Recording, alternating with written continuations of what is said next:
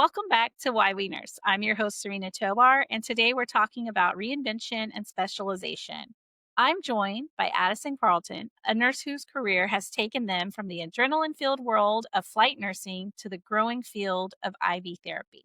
In this episode, we'll explore what it's like to care for patients thousands of feet in the air, why she made the switch, and how IV therapy is opening new doors for nurses. Welcome, Addison. Hi. Thank you for having me. So excited that you're here. Let's start with your journey. What drew you to flight nursing and what was that experience like? So, my brother actually is a rescue swimmer for the Coast Guard. So, he works out of a helicopter, and it's always been super inspirational to me. And when I found out that you could be a nurse in a helicopter, and obviously living in the Houston area and seeing all the helicopters in the air, it just was just so empowering to me. As soon as I got into nursing school, I knew that's really what I wanted to do. And so ever since then, I was a new grad in an IMU, and I knew I needed to go to an ICU or ER. So as soon as I had my year in an IMU, I got into an ICU for, they usually say 3 to 5 years in a critical care environment. So ICU or ER, did that. And then I actually switched over to a float pool ICU job while I was going back to get my paramedic, which is also something that some flight programs require. So I could have a little bit more time and also transition into a more broad ICU. I was in a very specialized neuro ICU for that like 5 years. So I wanted to kind of get a little bit more experience in a different ICU because I knew in the flight world, you don't just get neuro, you get cardiac, and it's sick cardiac, and you get devices and just anything, trauma, all the things. So then transitioned to that, got my paramedic. And as soon as I got my paramedic, I actually started applying to flight jobs, and I actually got the job, and really worked out pretty well for me. It was an awesome experience. I did it for about 2 years, and I had so much opportunity, and again, so many different experiences. But yeah, no, it was an amazing, and like I said, it worked out pretty well. I literally just checked the box, everything I needed to do to become a flight nurse. That's exactly what I did. I also took my CFRN exam within like a year and a half and got that as well. So again, I just I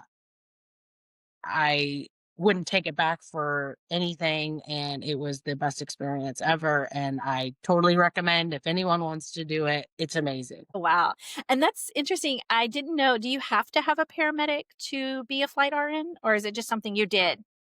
So some programs actually require it, but some don't. The program I got into actually didn't require require it. It was just kind of a bonus for me, which I think actually helped get the job. And it was actually really cool to get my paramedic after being a nurse for 5 years because we actually went back through, like, you're reading the EKG out in the field. And like with nursing school, you kind of just scratch the surface. And also not being in a cardiac ICU, you usually just like hand it to the doc. I mean, you know what a STEMI looks like and things like that, and like an emergency.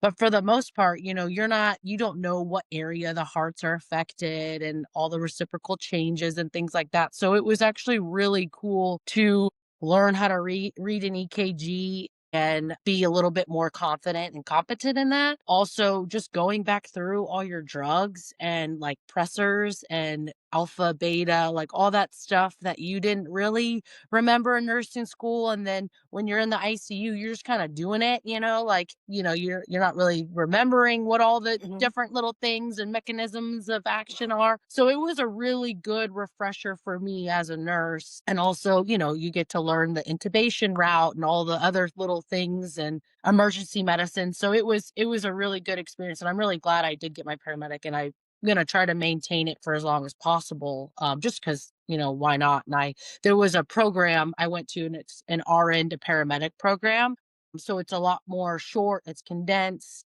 and yeah, you can get your paramedic, and I think you have to get your basic first, which is like 7 to 8 weeks, and then after you get your basic, you can get your paramedic, which is about another 13 to 14 weeks. So yeah, it was great experience. It was a little tough, going back to school, going through that, but it was, like I said, it was great refreshers, and you just learn, new things that you thought you knew, but you didn't really know. Yes, ma'am. Oh, how fun. Can you share a story from your time as a flight nurse that really stuck to you? There's a few for sure. I mean, honestly, every call I would try to write down and just reflect on everything, like little things. It could have been the most basic call that you still learn from, coming from, an ICU to you're in the middle of a flight with this patient with devices and all these lines and drains and just all the different things. But one that really stuck out, it was a scene call. The patient was a status post motorcycle accident, no helmet. He was ejected off the bike. So as you can tell, there was probably lots of things going on. So we show up on the scene and it's probably like it's not it's like maybe 9 p.m. We're waiting for the ambulance to get to us because they got to set up an LZ for us out on the middle of the road. And right when we get in the back of the ambulance, they've intubated him. His heart rate's in the 160s. They're giving blood. Basically, for us, why I remember him the most is we make sure everything looks good. We get our monitor on him. Like I said, heart rate's in the 160. He's not having a blood pressure. They just intubated him. He's getting blood, all the fun things. And, we make sure at least the emergency part's done. Is there something we need to do right then and there? We opted, no, he has his airway. We got him on our monitor. We need a load and go kind of situation. En route, he's needing more blood, so we start an IO. And he was hemodynamically unstable still. He was definitely getting hypoxic. His oxygen saturations were still low. So my partner and I, she lung sounds were a little diminished upon initial assessment, but basically, long story long, short, we ended up having to do per our protocols. We did a finger thoracostomy for potential hemopneumos en route. So I've never obviously done that before in the back of a helicopter. My partner did one side, I did the other. We got him inside the facility, and they did their assessments on him, and he went straight to the OR eventually. But for him, we actually followed up to see what ended up happening. And I don't have the full story exactly, but I know he did make it and he was in rehab. We actually were gonna go try to set up a visit to go see him because honestly, with everything that was going on, it was just amazing to hear that he had made it and that we had potentially some sort of impact on that. So that story really stuck with me. And that was towards the end of my journey, honestly, there. And I won't ever forget that. And I definitely took care of a couple other sick patients. We did like a prone patient that we had to unprone for the transport for safety concerns and all that stuff.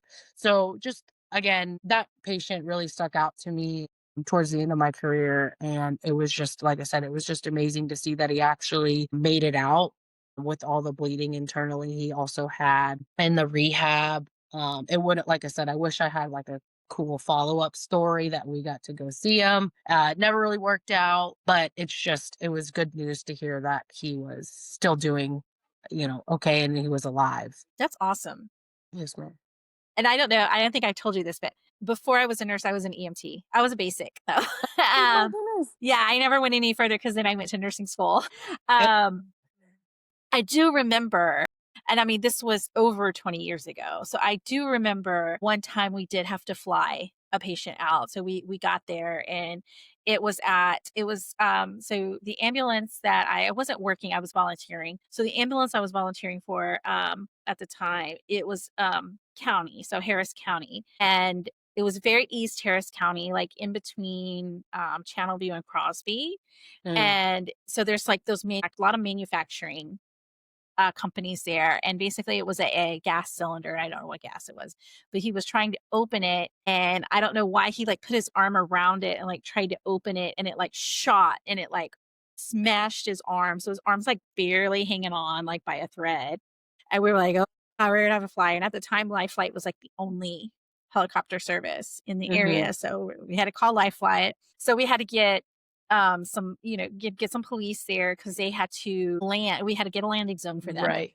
And so it ended up being on the highway because that was the only place that was clear enough. And so we had to get the police there so they could block off the highway so we Mhm. could land them and then drive our ambulance over there. And it Yes. was just very interesting. A lot of moving parts for sure, for sure. Yeah, we Yes. landed on, like, Highway 6 one time for, 8-year-old, that's another one that kinda sticks up. Car accident, she was ejected. She actually was fairly stable. We started blood en route, but yeah, no, it's crazy.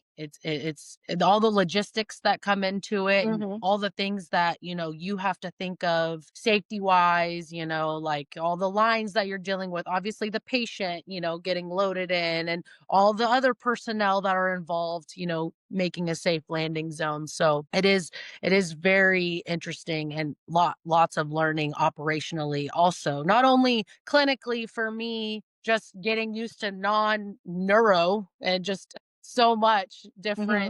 different encounters and patients and sicknesses, but yeah, also operationally and logistics and all that fun stuff. So yeah, it's an amazing and crazy Yes. And it's for me, it was kind of scary because I was a basic and, we're volunteers. So it's not like you can necessarily always have a paramedic in the back Mhm. of the box, right? Oh my And goodness. so it was me, the basic, and I was with an intermediate. So it was me and an intermediate.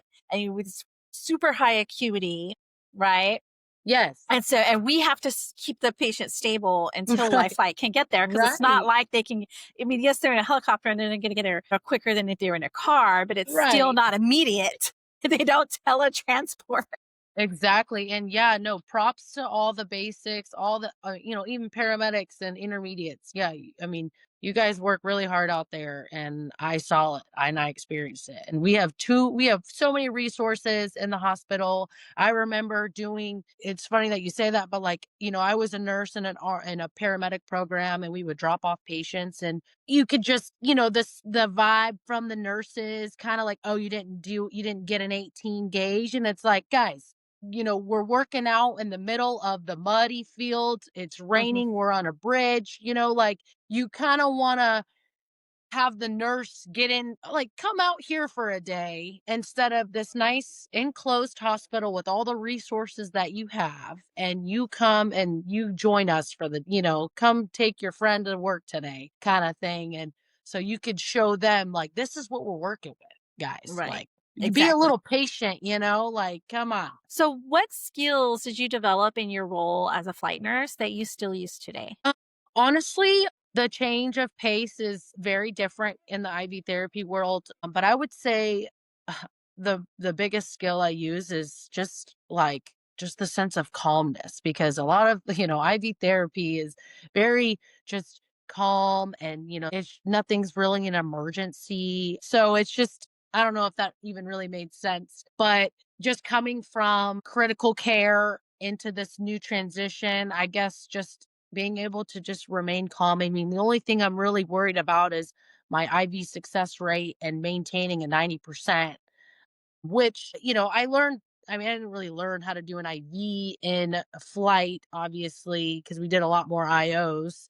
But I would say just, I mean, remaining calm. A lot of these people, like, they could just be like a little impatient, but it's kind of like, hey, like this isn't an emergency kind of situation. But I don't really know what else. I wouldn't really say that's a good skill that I learned. I don't know.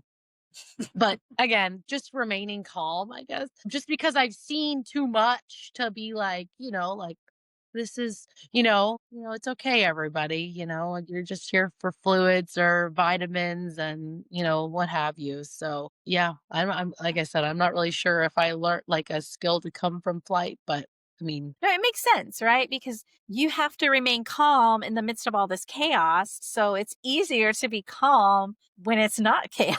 Because right, right. now you're just like, yeah, okay. Right, and, like, sometimes it does get busy and, like, I've had, like, 22 people come in or, like, say the whole the whole place is full of everyone and they're waiting. But honestly, like, and sometimes the spa consultant will get a little flustered, like, oh, we're really busy. And it's like, it's okay. Like, we're good. Like, cause it's usually just one nurse and one spa consultant, and the spa consultant's in the front, and then I'm in the back doing all the IVs and stuff. So I usually, yeah, like you said, I just remain calm. And, if we get all flustered and worked up, I mean, I'm hopefully, I'm going to probably miss the stick and then I'll be even more behind. So, like, let's just remain calm and everything's going to be okay. We'll get to everybody eventually, Yes. like they know, hopefully. And, sometimes you work with different customers, but like this is not an ER. So, timing is not perfect. Or, again, this isn't an emergency. This is a very leisure extracurricular. Yes. Yes. So, what inspired you to leave the flight nursing and move into the IV therapy? I wouldn't say I was inspired to leave, but I did. Life happened. I had a child. I was doing 24-hour shifts. The schedule didn't really work out with that. I was kind of struggling. I tried to hang on for 3 months. I gave myself 3 months. I was like, oh, maybe, it's just a new adjustment. I just can work out a different routine, but it never really worked out. I think the 24-hour shifts just weren't working for me. So basically I just started looking for a new job, and I didn't really want to go back to bedside. Um and I wanted to do something a little bit more part-time, PRN, and just kind of found IV therapy and got the job, and it's actually been really nice ever since. And again, the nursing opportunities are endless. So it was really cool to not have to go back into the hospital while I'm adjusting to this new work-life balance with my new baby, and just having like a less stress pace, and nothing's a go, go, go emergency kind of situation, and not having to bring it home, and be stressed out or upset at my house. So it's been an awesome transition to be able to find something like this, honestly, because like I said, I didn't want to go back to bedside, but I still wanted to do like hands on. I looked into telehealth, but I feel like finding those kind of jobs were hard too. So I found this job, and like I said, it's been great, and I've been able to sleep in my own bed every night and eat dinner with my family. So it's been a big blessing for sure. Were there any challenges, like any emotional or professional challenges? I would say both. Basically I left my dream job, but again, I'm happier and I can be more present with my family. Professionally, it's been fine. I think it's different working with these type. It's not more so patients, it's more so like customers and clients. So just being able to, these patients are, again, this is not an emergency. So just kind of trying to talk to them a little bit like, hey, like, I'm so sorry I haven't been able to get to you, just kind of that professionalism, and like, this is not an emergency, but I get it. Like, I honor your time, but just give me a second kind of thing. And some of them, just different personalities. But I'm usually pretty good at talking to people and just being cool and trying to remain calm, kind of like what I was saying. Usually, everything's fine. It's just, I think sometimes, yeah, dealing with this type of clientele is definitely a lot different than what I'm used to. So, for our listeners who may not know, what exactly is IV therapy? So, what kind of patients benefit from this? Um, Honestly, it could be so many different patients, clients. You can come in for just hydration, like if you're really bad at drinking water. People come in for vitamins, minerals. You can get a immuno drip if you're feeling like you're starting to get a little sick. That has an extra boost of vitamin C in there. You can get electrolytes. We have magnesium. We have a migraine drip. Yep, yep. So, yeah, you can come on in, and we have Toradol, and of course we do, medical history, make sure you're not allergic to anything, or, things like that, or breastfeeding, and we have certain little things for those types of patients. But yeah, no, we have all sorts of things. Detox drip, we have glutathione, like you can get it all. You can get hydrated, you can get, like I said, vitamins, minerals, supplements, B12, energy, you know, Interesting. so just all sorts of different things. So somebody who suffers from migraines and have has tried pretty much every migraine drug out there. Yeah. I mean, this is very interesting. So when you say you have stuff for migraines, is this something to like help prevent them? Say if I get a migraine, I would come into you and get an IV treatment. Usually, yeah, it's if you're having a migraine. I actually what's in it is we have Reglan, magnesium, and Toradol that's in it. And you can do Benadryl if you want, if you have a driver. We're allowed to do the Benadryl aspect. But yeah, no, so and we can also do Zofran in there too if you're nauseous from your migraine. But yeah, no, it's usually just if you're having it or if you're feeling it coming on, I would recommend coming in and give it a try. I hear Toradol's great. I don't haven't really had a migraine. I've had hormonal migraines during my pregnancy, which were pretty crazy. So I couldn't imagine having chronic. So I hear Toradol's great. I don't know. I'm sure you've tried Toradol. I think I had it like after a car accident or something I was in. I had Uh, okay, Toradol. well, Yeah, like the IM injection. okay, yeah, well, come on in. Yeah, Yeah. no, come on, try it.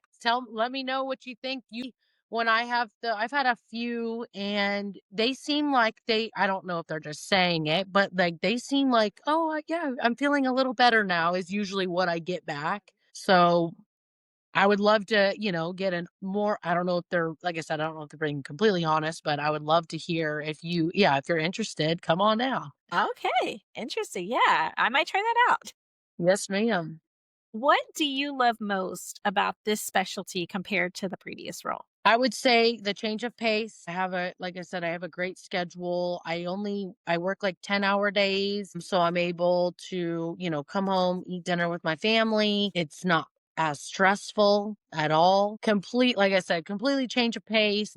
And I right now it's during the season of life. It's perfect and I recommend it. I mean, if you can find yeah, if you need I would people say it's like a soft nursing Okay. position and yeah, I mean, yeah, please do. If you're feeling, burnt out or what have you, or not happy where you're at, like there's so many different things that we can do as nurses. So it's really cool to be able to I had no idea that I was going to be doing this today, Like I thought I was going to be doing my flight job forever, hopefully, but things change, life happens and it's been a fairly smooth transition and I recommend. You got to do what you got to do when life hits if you want to change it up. I 100% do it. So, do you see IV therapy as a growing trend in nursing? Absolutely. I feel like these places have been popping up like crazy, and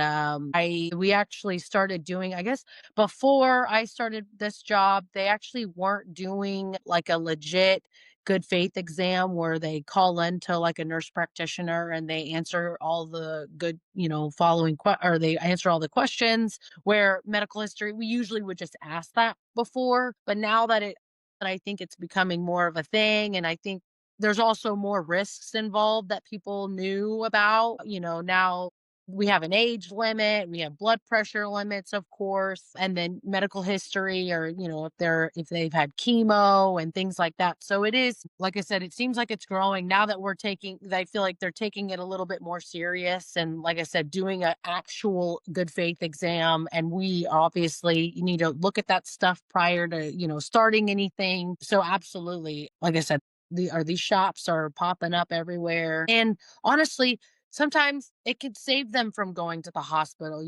like if they're feeling a little sick. And I don't think some people don't understand, you don't go to the ER for like a cold kind of thing.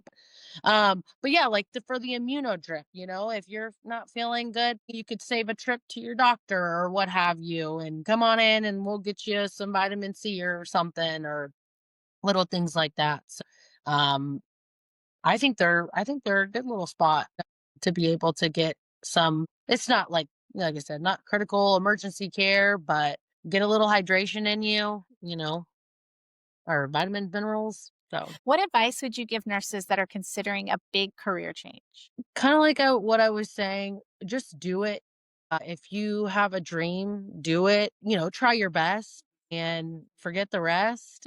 The work is worth it. Like I said, I made like this big transition. There's so many opportunities, there's so many different experiences. Just do it. Do what makes you happy and what's good for you and your family. But you got to take care of yourself first. If you want to serve these patients, um, and be the best that you can be. Make sure you're in a good position for yourself so that you can be that good nurse and that compassionate nurse that you joined nursing to be, like go you're all excited and keep that excitement, keep that spark in your eye, right? Yes. And like you said earlier, if you get burnt out, you can always do something else. And I think that's important for nurses to understand that you can't pour from an empty cup. And so we don't have to be martyrs. We don't have to constantly be just, not taking restroom breaks, not taking lunch breaks. I mean, yes, we want to be there for our patients. We want to provide the best possible care.